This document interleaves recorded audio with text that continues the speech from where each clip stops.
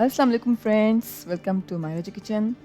अॼु असां मायराज किचन में खणी आया आहियूं तमामु मज़ेदार रेसिपी जंहिंजो नालो आहे बफेलो चिकन विंग्स।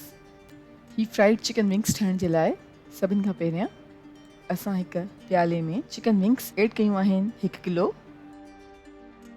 थूम जो पाउडर विझूं था 1 टीस्पून। लूणु विझूं था 1/2 टीस्पून। ऐं हाणे सभिनी शयुनि खे चङी तरह सां मिक्स कयूं था। चङी तरह सां मिक्स करे छॾियो आहे त हाणे असां हिकु पैन में विधो आहे ऑयल। ऐं ऑयल जीअं थोरो गरम थींदो त असां चिकन विंग्स खे फ्राई कंदासीं तक़रीबन 10 खां 12 मिनट्स जे लाइ मीडियम फ्लेम ते।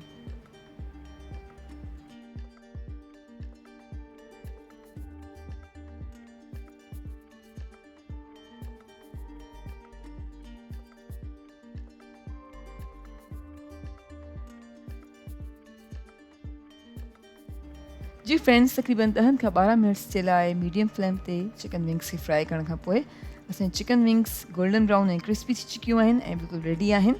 त असां कयूं था चिकन विंग्स खे डिश आउट ऐं हिकु प्याले में रखूं था।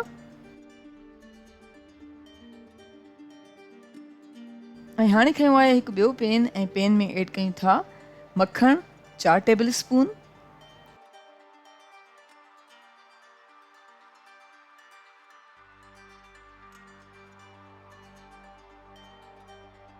ऐं रेड हॉट सॉस विधो आहे 1/2 कप।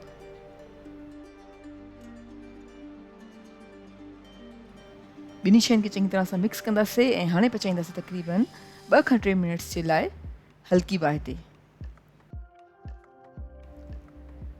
जी फ्रेंड्स, असां 2 खां 3 मिनट्स ताईं हल्की बाहि ते पचायो आहे ऐं असांजी हॉट सॉस बिल्कुलु तयारु आहे। असां हॉट सॉस खे विझूं था चिकन विंग्स जे मथां।